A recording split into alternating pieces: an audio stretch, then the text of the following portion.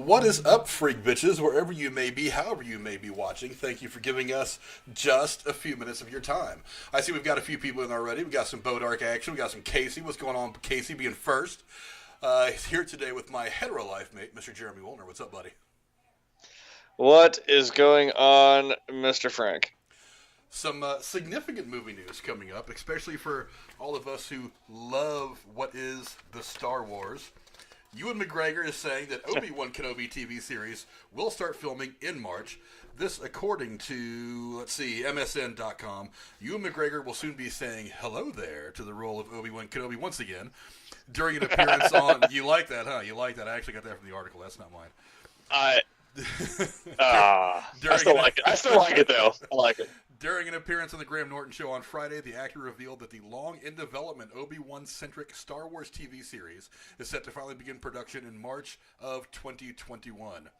It is the Obi-Wan Kenobi story, I suppose, McGregor said. We start shooting it in March of next year. The Disney Plus series, which was delayed for script rewrites earlier this year, will be directed by Deborah Chow, who previously helmed episodes of The Mandalorian with Kobe Harold as head writer. I am happy as hell, aren't you? I'm very happy because I'd always heard rumors that there was going to be something about Obi-Wan or just like a storyline with Obi-Wan that, I'm excited to see because growing up, I don't know who I really thought my favorite character was, but like as I got older and then, as Star Wars kind of came to a whole, I guess as it is now, I don't know why. Like I just like watching Obi-Wan from episode 1 all the way up through say episode 6. I don't know. He was always just my favorite Jedi for some reason. I really loved his character. He had a big arc, and I thought he was amazing. So seeing this will, I love anything Star Wars. I'm a fool for Star Wars. So I don't know what I'm really saying. I think every movie fan is a fool for Star Wars for some reason or another. But on Graham Norton, he also spoke about taking inspiration for his performance from the late Alec Guinness, who played Obi-Wan in the original Star Wars trilogy. He did say, the fun thing about doing the prequels in the first place when I was much younger was trying to imagine how would he play these scenes as a younger guy. It led me to watch a lot of his early work, which I hadn't seen before. Brilliant movies, wonderful films that he had been in. I had such a great time sort of studying him in those movies. It's Alec Guinness. It's... can't hear anything, Frank, on my end. Turn it up. I don't know what to tell you. I'll turn my microphone up. I'm assuming that you guys can hear Jeremy okay. I hope so. I hope so. I don't know. I'll a little closer if anybody can hear me now. But yeah, one of the cool things about Alec Guinness is that he is so synonymous with this. And I've gone back over the years and watched some Alec Guinness stuff and things like that. But there really was a connection between Ewan McGregor and Alec Guinness, the actors, for what he did, and I think that's one of the reasons why that Ewan McGregor and his portrayal of Obi-Wan Kenobi is really the only thing that stands out that people really liked about the prequels. Everybody says I hate the prequels are horrible, but Ewan McGregor was that Obi-Wan. Yeah. Yeah, there was a thing that someone posted once, and like you're saying, it's really cool to watch. Like you could look at Ewan McGregor. I mean, hell, you could show someone, say like a new generation, like my kids say, you could show them Star Wars from start to finish. You could believe that like Ewan McGregor would be Alec Guinness as Obi-Wan, and like. Someone took a picture of both of them, and they're like this little triangle, right? Like from like their nose, like the way their face is shaped, from like their nose down to their chin, their eyes. They lined them up, and they're like, you really could believe this is this guy in his later years. Like, it's spot on. I love it. Yeah, and on top of that, it's just with the people that were running The Mandalorian making this, I only feel really, really good about what this is going to look like. But I was like, I trust that completely. Yeah, I love it. But Ewan McGregor went on to say, this time I'm much closer in age to him, he continued. It will be my challenge to try to meet him somewhere. I love Alec Guinness. I never got to meet him, but I love him through his work, and it's a great honor to try and pretend to be him. There has, as of right now, been no release date set for the Obi-Wan series, but if they're filming it in the spring, I can imagine it's dropping next fall. I could see that. Since they did announce like season 2 of The Mandalorian, right? So maybe that'll be like a follow, like they'll do that, and then like maybe they'll just follow up with Obi-Wan coming out, and then they'll kind of keep the train rolling with like, all right, here's some Obi-Wan, here's some Mandalorian, here's some Obi-Wan, here's whatever Disney's gonna do. They do a lot of things. Well, and hopefully by then, I mean, we're going to have also the non-Star Wars stuff. We're going to have Captain America and Winter Soldier is hopefully going to be, or I'm sorry, Falcon and Winter Soldier is going to be out. They're trying to finish up filming that now. As a matter of fact, I think they actually did finish filming it earlier. But so hopefully that's going to be out sometime in the spring. So hopefully they'll be able to stagger these releases of the stuff because we're going to be getting a bunch of Marvel content hopefully in the next year. You know what's really funny? It's like, I feel kind of guilty not, like, all I know Alec Guinness is he's Obi-Wan Kenobi. So, like, it's funny that he didn't even understand, like, what the hell was even, like, he got onto Star Wars and didn't even fucking understand any bit of it. You know, but, I mean, I guess that speaks more to him as an actor. I mean, he fucking killed it, you know? Then he got killed. The best thing, the best thing about it, this Obi-Wan thing coming up is, again, it's going to be made by a lot of the same people that are making The Mandalorian. And for those of you out there who haven't seen The Mandalorian yet, you guys are missing out big time. I mean, it is one of the best Star Wars properties that I've watched. It is really this awesome.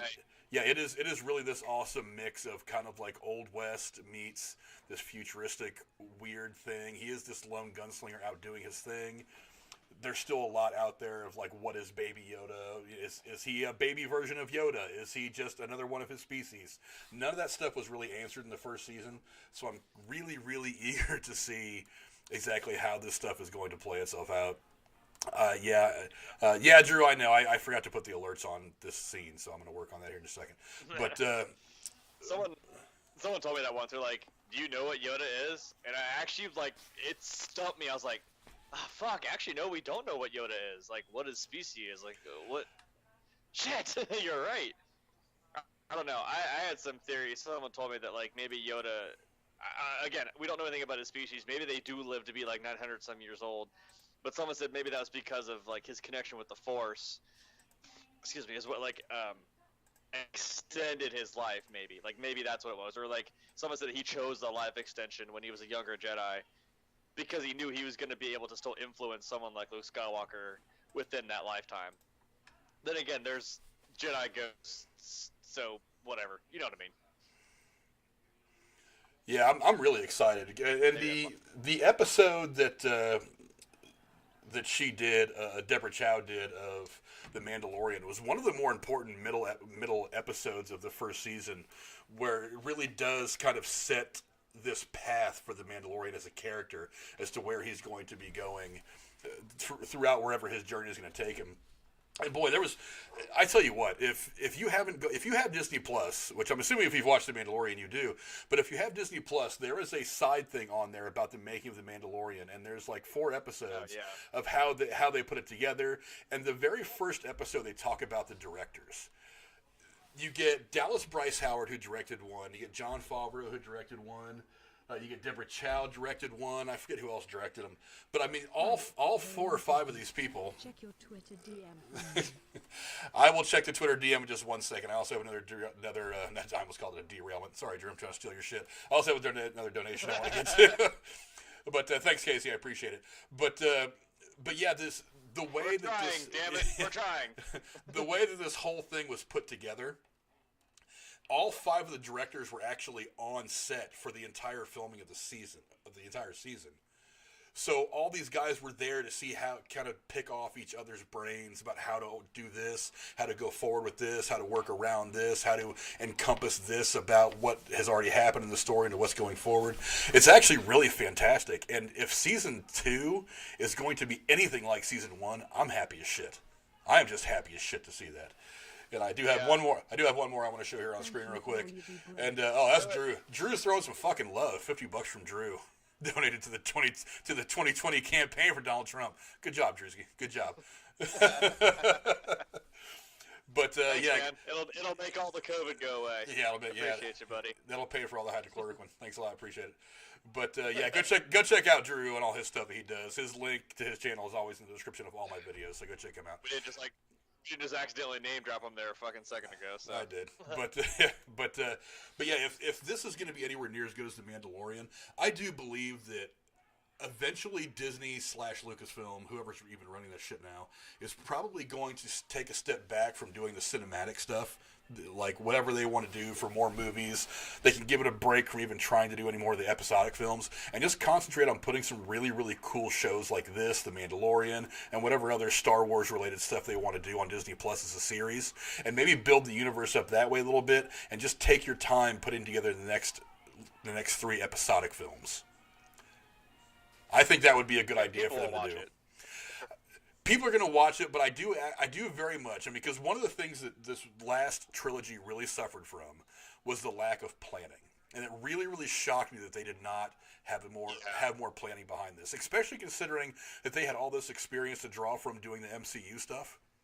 Why would you not have a plan in place for 3 movies? Why would you just call J.J. Abrams and say, hey, make me 1 movie and then we'll figure out the rest after that movie comes out? Why would you not have a plan? And that's why the Last Jedi and The Rise of Skywalker didn't hit the way they wanted them to, because they were just kind of like stitched together. It was just throw some shit against the wall and see what sticks. You can see it. Like, you can see it. I of course, being somebody, you know, I who was affected by Indiana Jones 4, you may be entitled to emotional compensation. I went into hearing episode 7 coming out with a lot of skepticism and kind of like reserving my judgment, and I'm like, and I know it's Star Wars, you know, it's something I love, it's been there. And yes, for anyone who may or may not know how old I am, yes, I did watch the fucking originals when they were out, because that's all that was out. And then I actually saw episode 1 when it came out in theaters, and it was crazy. I actually remember that still. Like, it's one of my earliest memories, as I remember that. That shit was crazy. And then I grew up with the prequels, yes. And I don't... Before someone, like, castrates me with a lightsaber, which are real now, by the way. Go check that shit out. That's nuts. That shit is wild. I want one. Yeah, they just put out a new video, like, a couple hours ago where he's doing some tests with it. Like, cutting through doors. I was going to say, I don't, like, hate the prequels. You can make excuses for, like, the writing's bad. You know, actors are dealing with what they're fucking given. They're trying. It's not really Hayden Christensen. It's not Natalie Portman. We know Obi-Wan, Ewan McGregor is fucking phenomenal. But, I don't know. It felt kind of weird because we knew George was behind the writing, and it's like, yeah, he's not the best at writing. And with these, it kind of seemed volleyball. It's like, when I saw 7, I thought, oh, okay, that actually wasn't so bad. I kind of had hope. You know, A New Hope 2.0, because that's kind of what it was. And then Last Jedi came, and I was like, huh? What? What happened? This doesn't feel, huh? and then it kind of flopped back to fucking, you know, Rise of Skywalker, and I was kind of like, alright, this wasn't bad. I mean, I didn't mind it, and it's out there now. It's what it's Star Wars is what it is. There's a couple things I could have nitpicked, but I don't know. I'm still a fool for Star Wars. I don't care. And then I'm like, but I love it. Yeah, I'm really, really eager to see this. I'm really happy that they managed to get it worked out to where he could come back and you know, reprise this role. I think it's one of the great things, really the only great thing about the prequel trilogy, and it's going to be really, really exciting. But moving on. Do what? I said the pod racing was cool. Don't diss that shit. The pod racing was pretty cool, but ultimately it was like Ewan McGregor saved the entire film. That's kind of what it came down to. But, yeah, he kind of the glue that holds it all together, yes. But moving on to one of the most anticipated comedy sequels since, 1988 when this movie came out? Something like that? Coming to America 2. I have been wanting to see this movie for freaking ever. If you have not seen the original Coming to America, you are missing out big time. This movie is just so damn good. But apparently it's not going to be making its way to theaters. What are you saying? I'm sorry if anyone heard my very audible noise of coming to America. I'm watching the stream. Eddie Murphy just popped in my fucking face. Like, it scared me a little bit.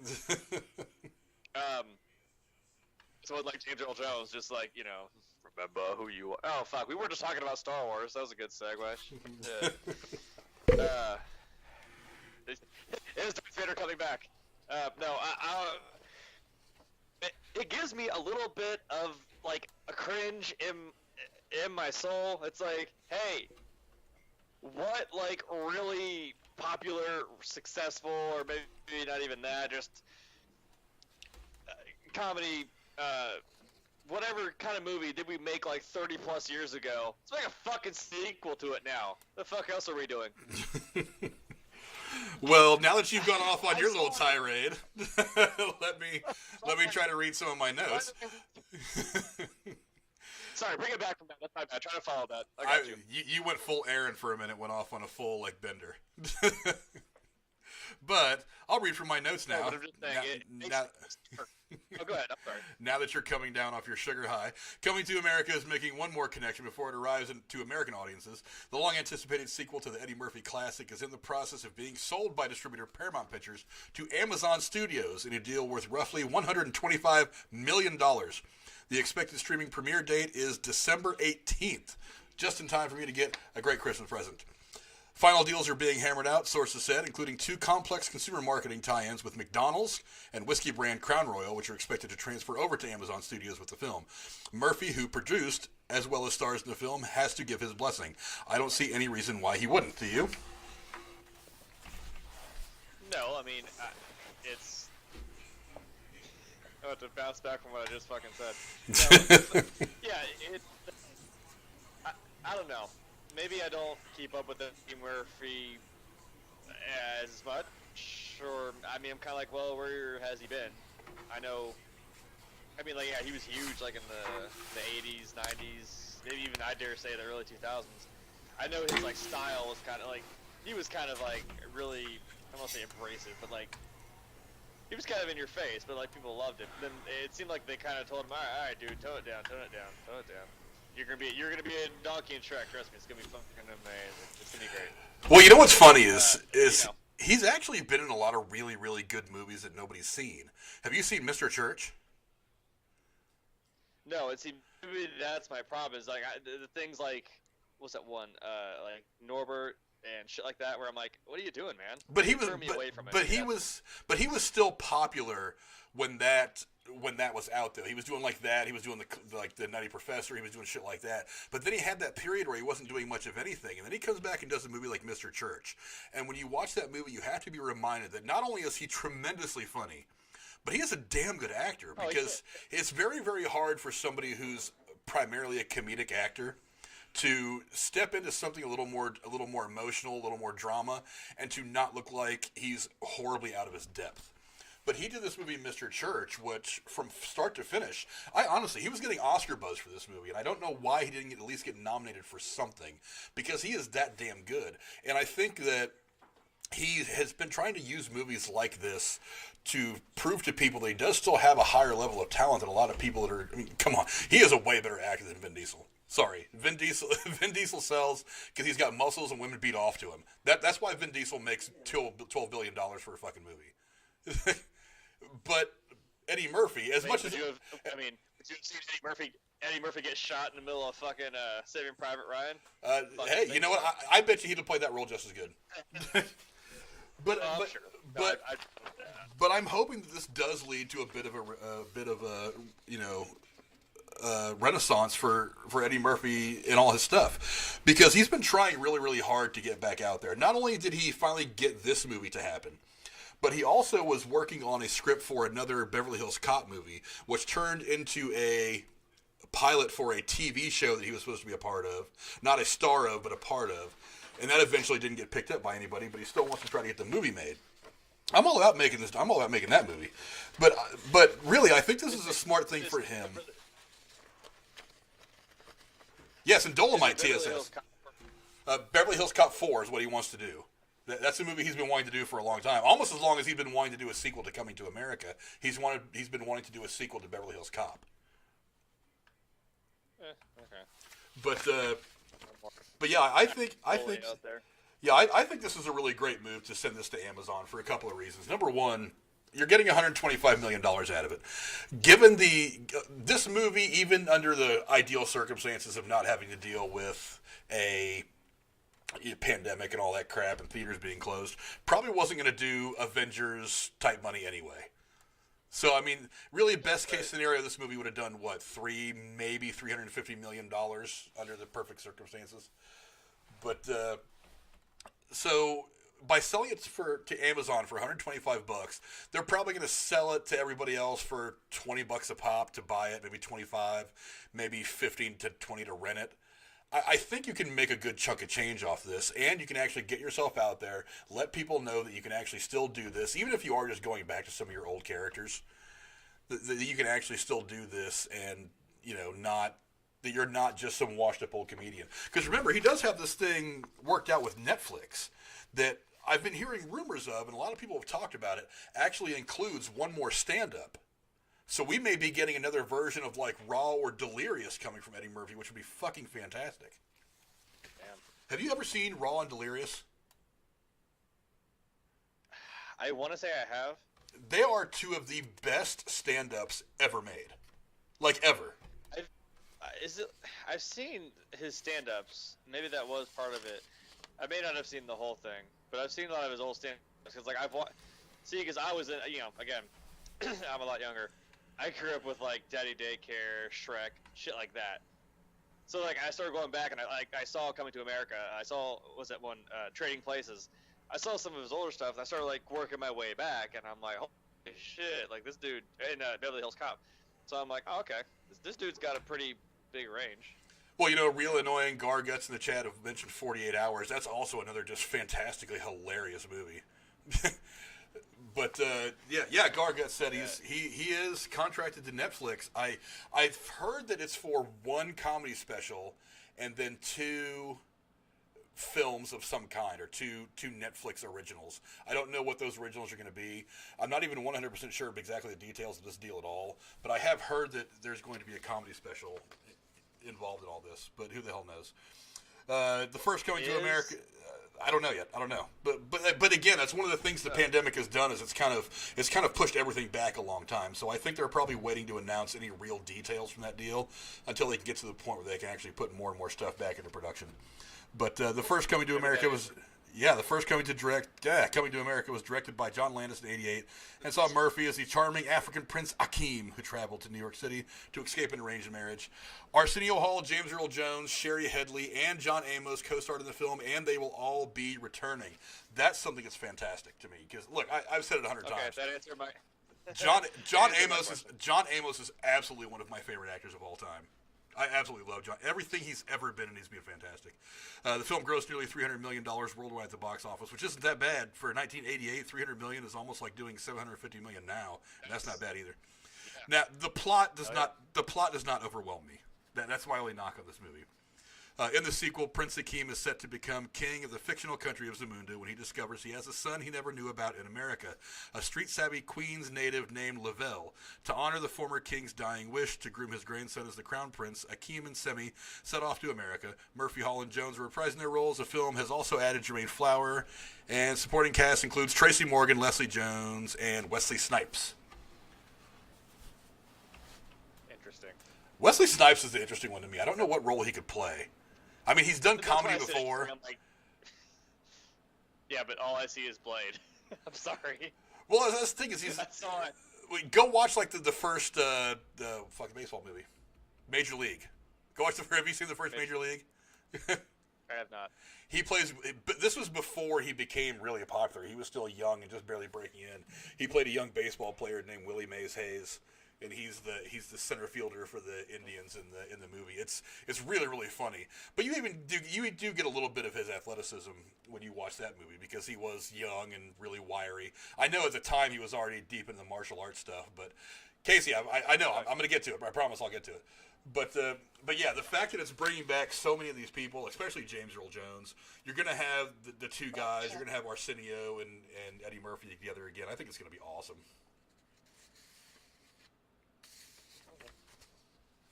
Don't disappoint me, please. I don't think it's going to be disappointing. I don't want to go into the movie with no real with no hope. But I don't want to go into it thinking that it's going to be.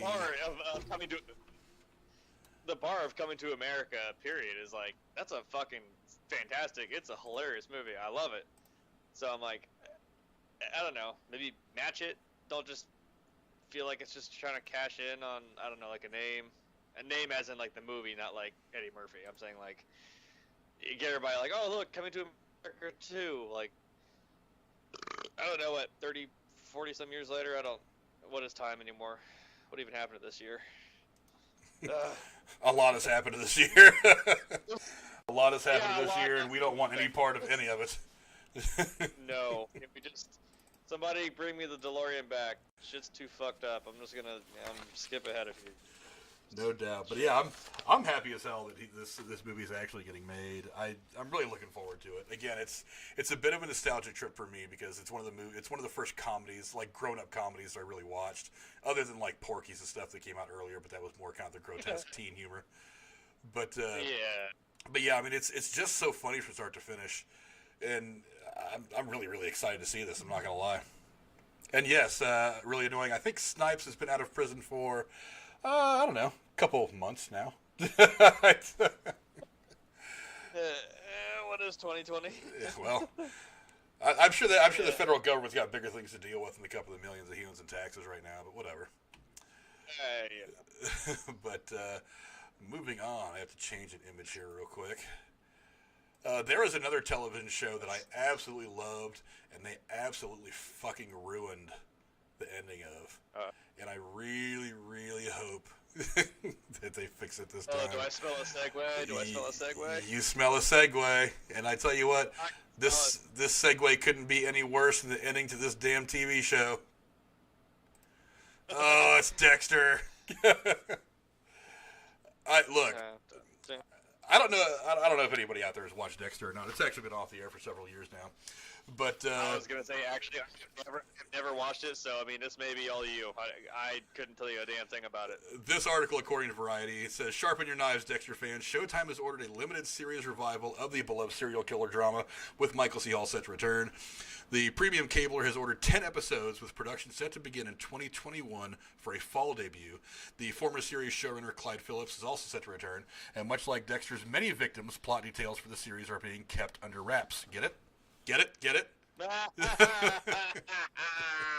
Stab me, somebody. He said, "Dexter is such a special series, both for its millions of fans and for Showtime. This is a breakthrough show that helped put our network on the map many years ago."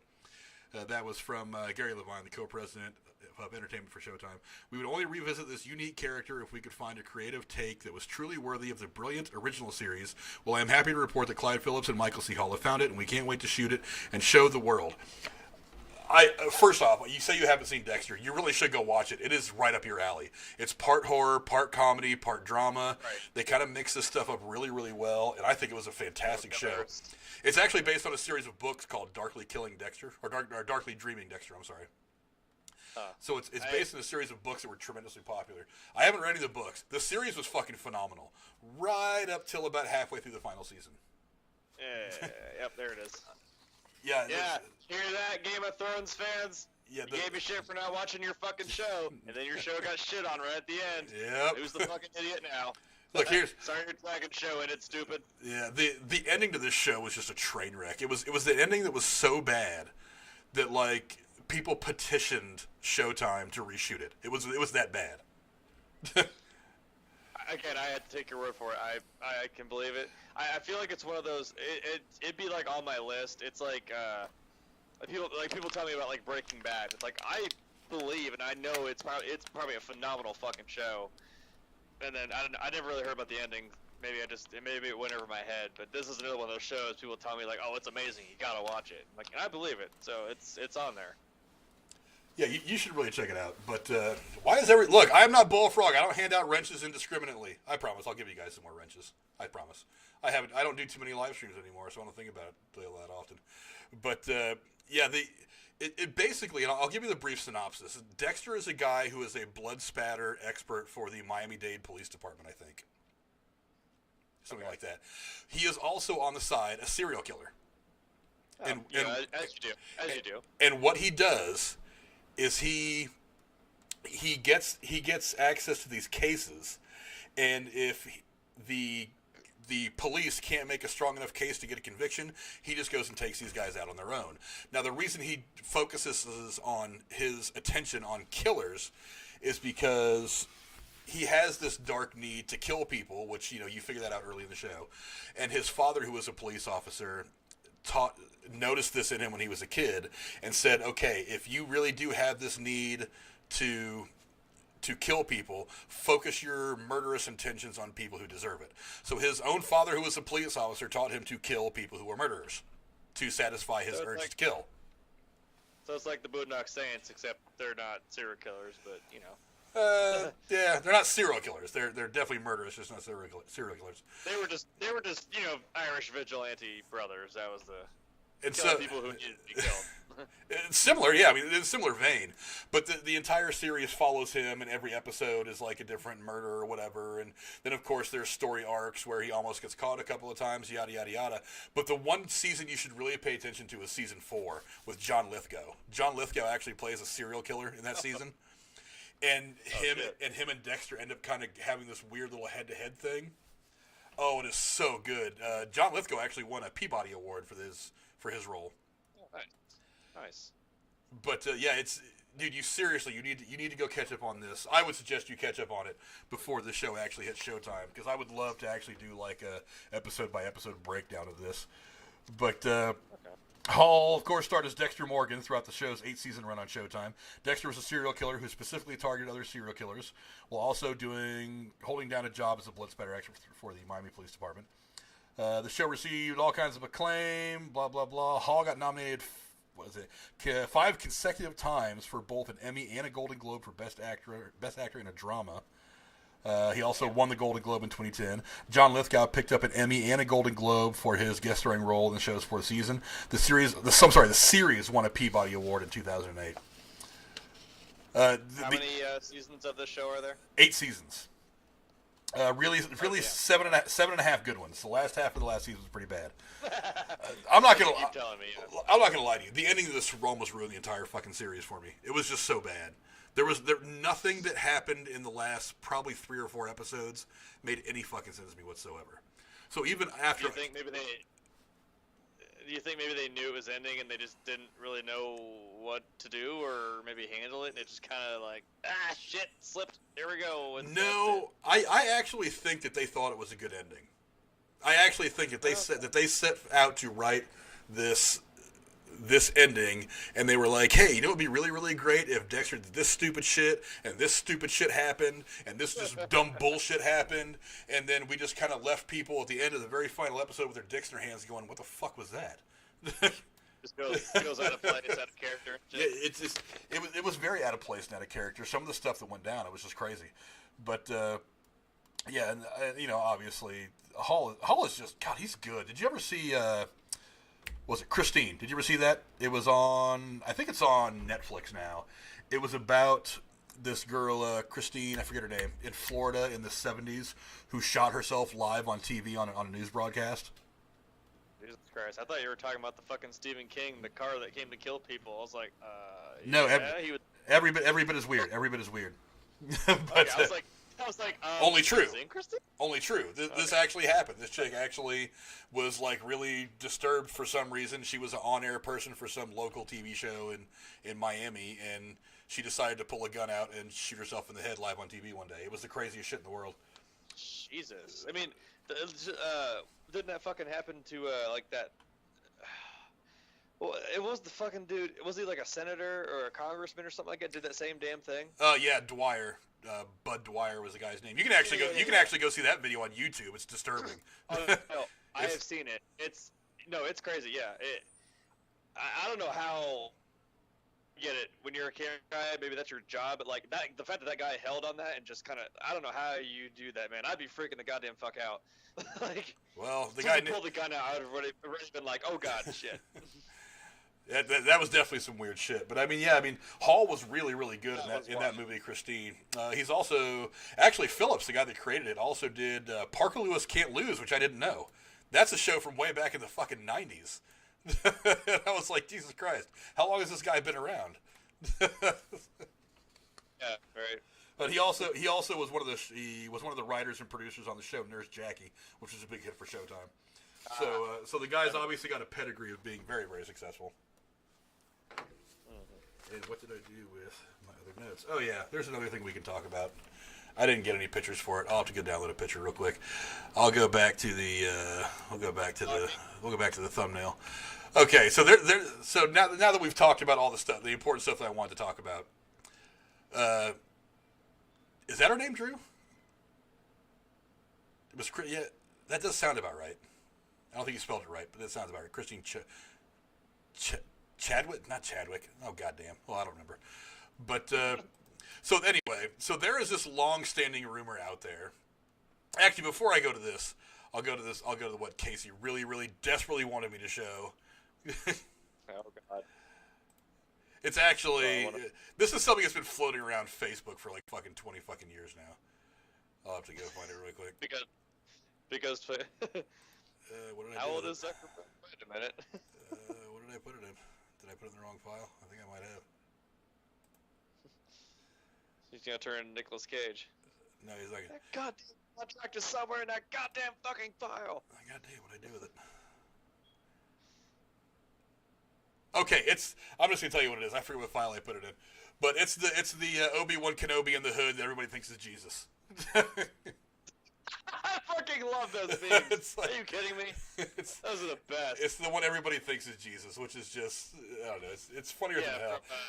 I can't tell you how many, I've had so many religious people I know on Facebook share that, and they're like, can God get a thumbs up? Can God get a like? I'm like, can I get a motherfucking lightsaber up at this bitch? I mean, you do know who that is, right?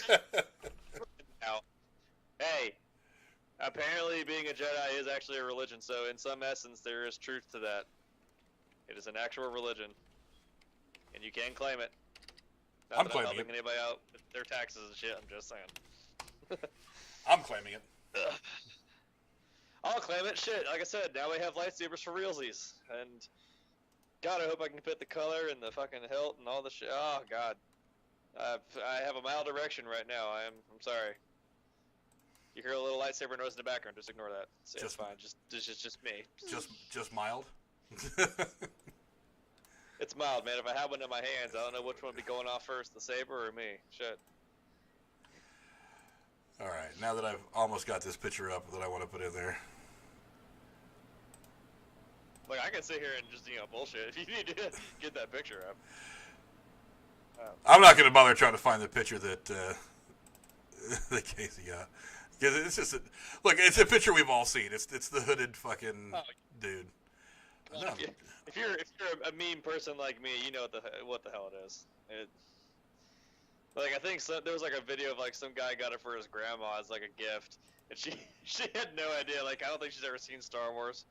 And he gave it to her, and she was so excited. And the fucking grandson, just laughing his ass off, like, "Grandma, that's not Jesus. That's some Star Wars." And she's like, "What? What?" I don't understand why it's not saving this where I want to save it.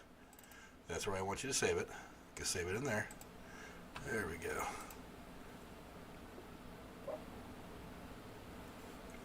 Stupid ass internet. See, this is what happens when I don't get a chance to go live as often as everybody else does. I get to work out these little kinks. What do you want to bet it's still not in there? No, it's not. What a piece of shit. I'll just go find another picture. But anyway, it's Spider-Man. And let's talk Spider-Man for a minute. There is this rumor floating around out there. That I can talk about. That we can talk about. You've actually seen the Spider-Man movies. Yes, I have. There is this rumor floating around that Spider-Man 3 is going to have some pretty crazy shit happen in it. Now, with Iron Man firmly dead and nowhere to be found anymore in the MCU, there is going to be this picture kind of works. No, it doesn't. I don't like this picture. But there is this long-running rumor that the 3 previous Spider-Mans, the Spider-Mans being Garfield and what's his nuts? Tobey Maguire. Tom Holland, yes. And Tom Holland are all going to be making some kind of an appearance in this movie. Now, this comes from the fact that instead of having Iron Man in it, of course, that they are going to have Doctor Strange be a part of the next Spider-Man 3 film. Yeah, because it is supposed to be about the multiverse. Now, right? Well, the Doctor Strange film is supposed to be the Multiverse of Madness. Now, the concept is that we are going to get a taste of that in this film. Here's why I think this is all bullshit. As I also talk while I'm trying to save this other picture that I got that I like. Here's why I think this is all bullshit. For one, we've already heard that the WandaVision show is actually supposed to somehow play into the Multiverse of Madness movie.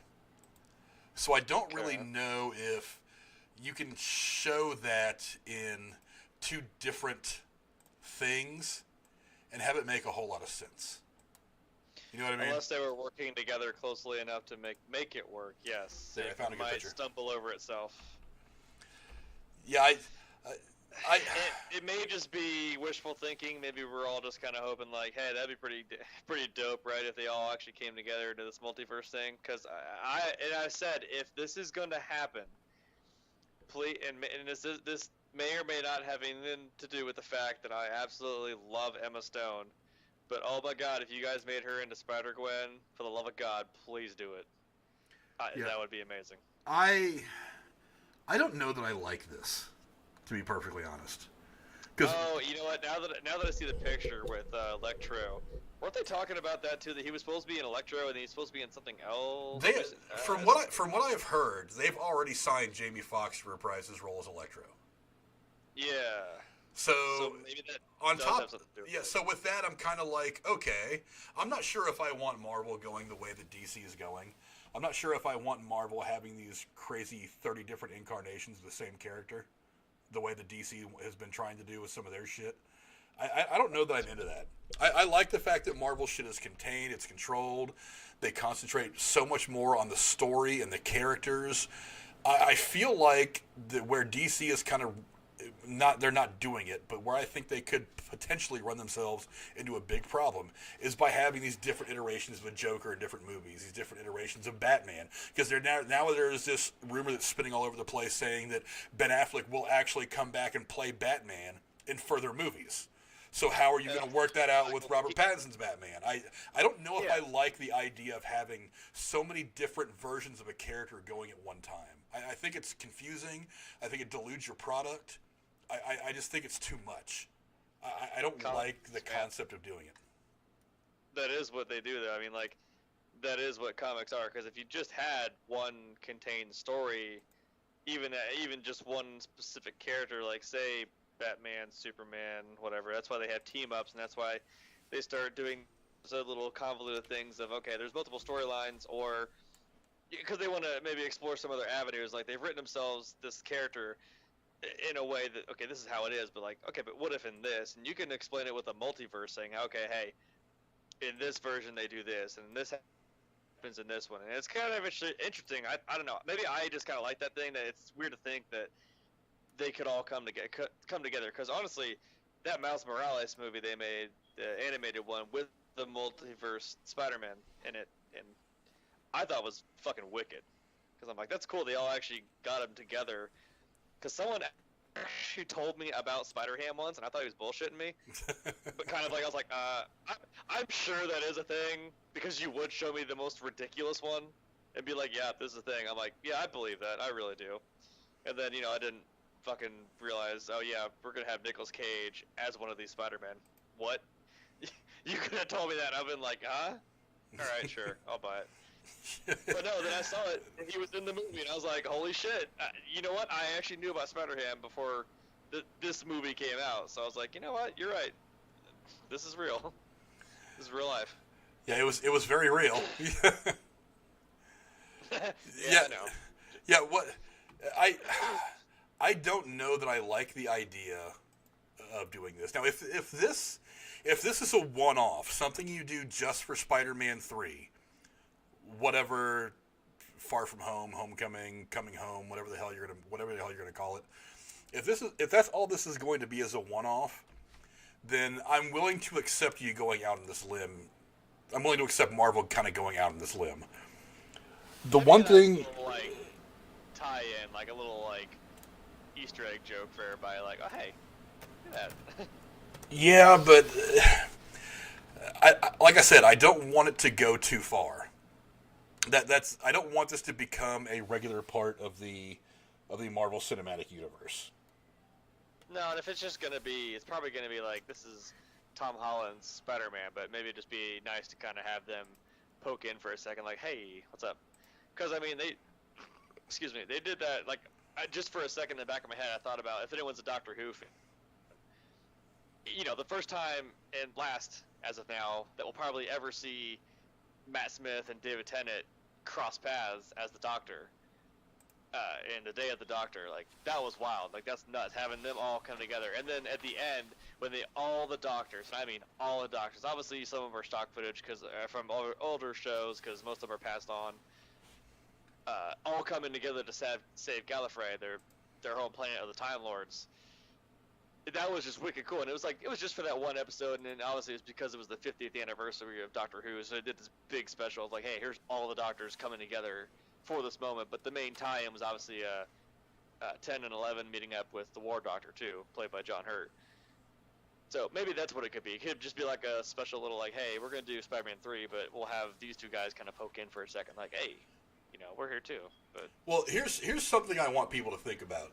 This story is being bandied about more on the site Ain't It Cool? I don't know if you've ever read this or not.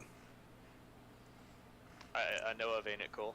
Okay, well, they're not the site that they once were back in the day, and they're known for getting shit wrong now. They get a lot of shit wrong. Also, what's the other one?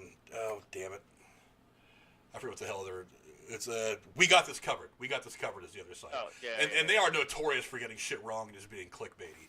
So right now, it's not Variety, it's not THR, it's not Collider, it's not any of these big industry publications or producers that are putting this story out. But there's a couple things that kind of work weirdly here, and a lot of questions it leaves me with. One, it's apparently a done deal that Jamie Foxx has signed.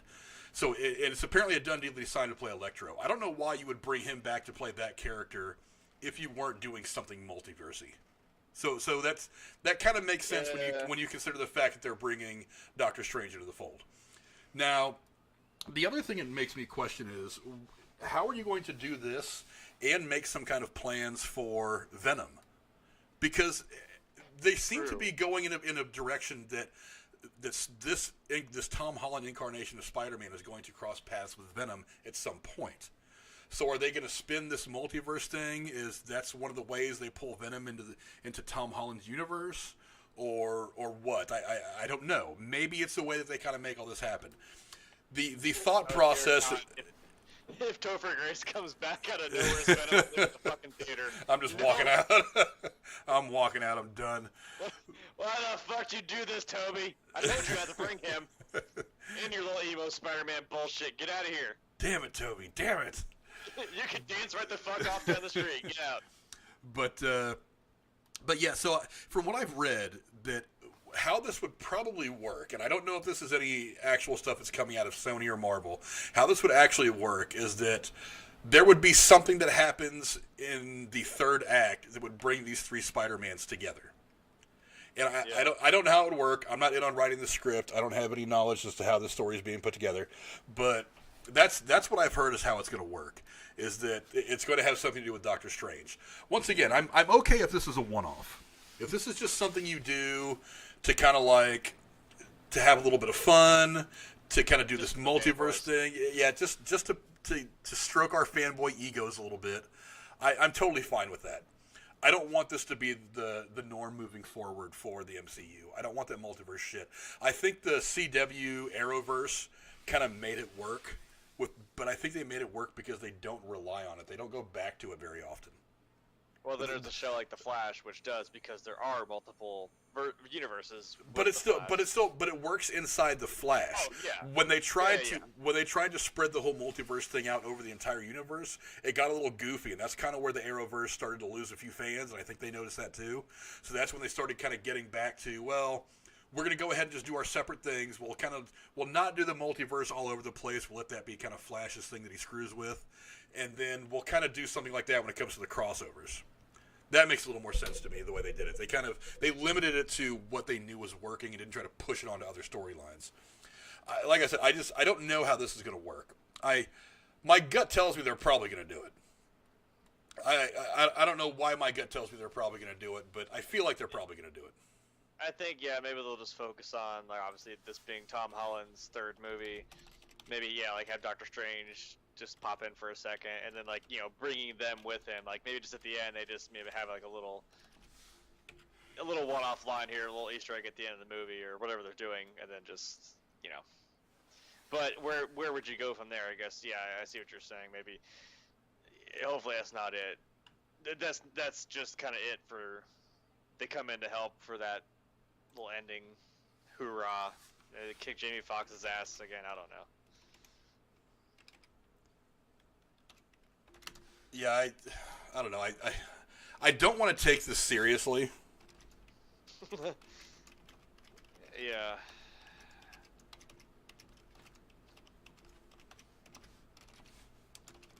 Sorry, I'm typing.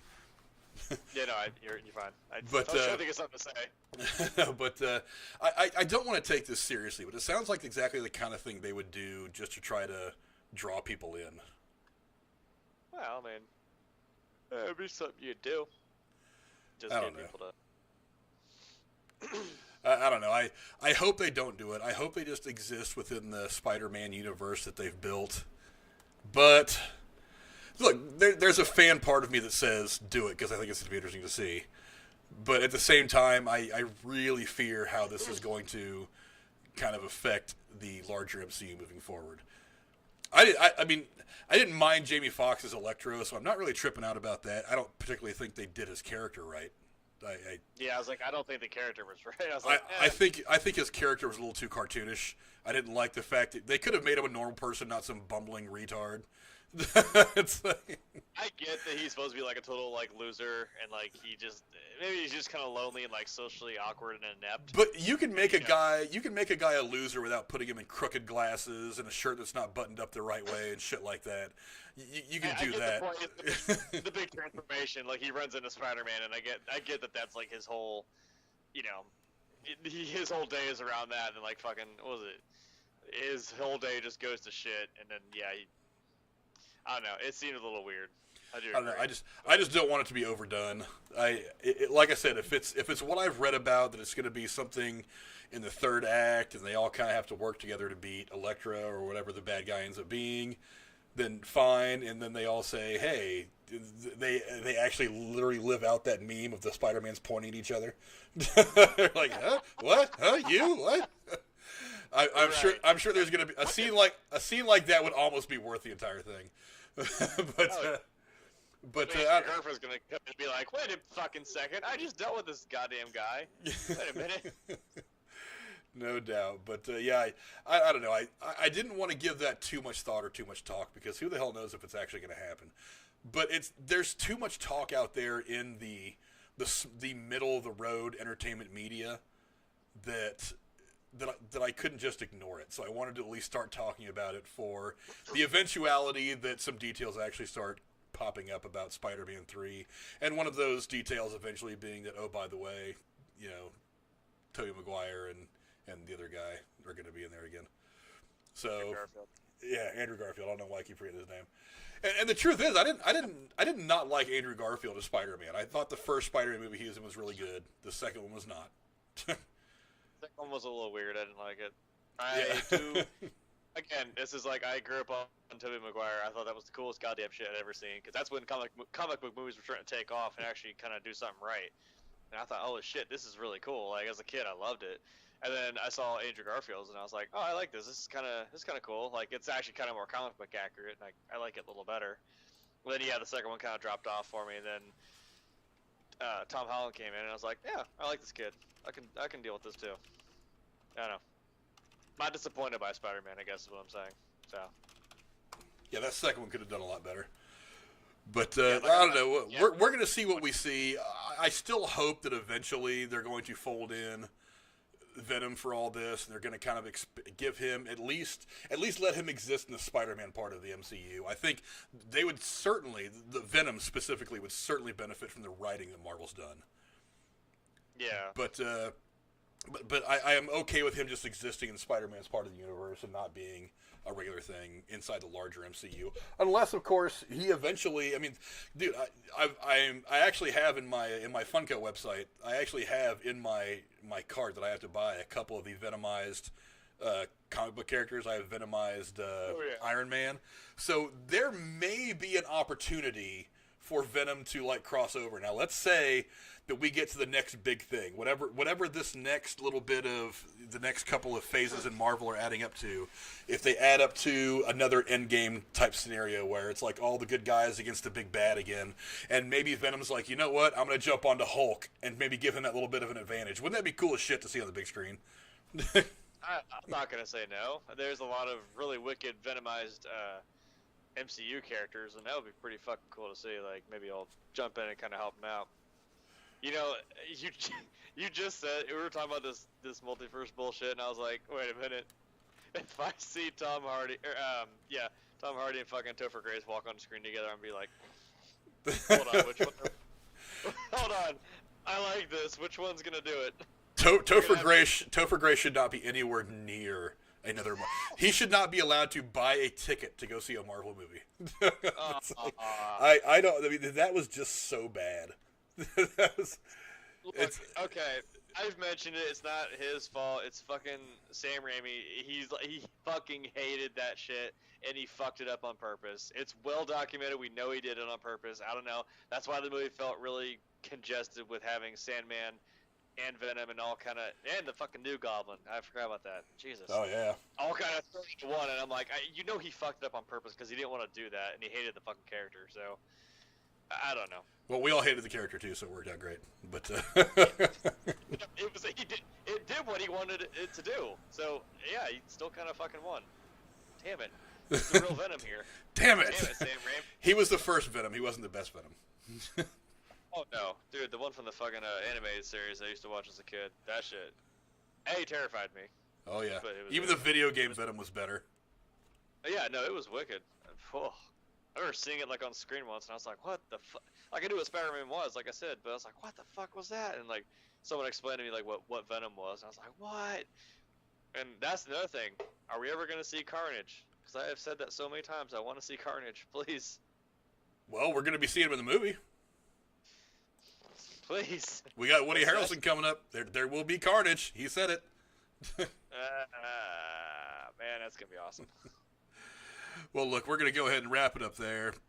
Had a good time talking with my boy Jeremy. Jeremy, where are you at? Give us some of your stuff you're doing on social media. I don't know. Is Twitter down? Because apparently I'm not doing anything. Twitter's up. I mean, I tweeted the show out on Twitter. It didn't automatically tweet like it usually does when I hit go live, but I went to Twitter and just put it on myself. So I guess it's working to that extent. I had to manually goddamn put it in. I don't know. I had to actually press 3 whole buttons, Twitter. Get your shit together. I had to type shit out. What is this, fucking 2006? I'm going to go back to my MySpace and rearrange my top 8. Fuck all of you. What the fuck was I going to say? I don't know. Maybe not social media, but... Well, I'll tell you what, I'll give you a hand and tell you that the link to your PSN and your Twitter handle is in the description below, just like it always is. It's one of the primary co-hosts. So if you want to go watch and play some video games, you can catch him up there, catch him on Twitter. I also want to thank everybody in the chat. Casey was first, then Bodark, really annoying. Let's see, Bodark again. Some other people came in kind of late. I got my woman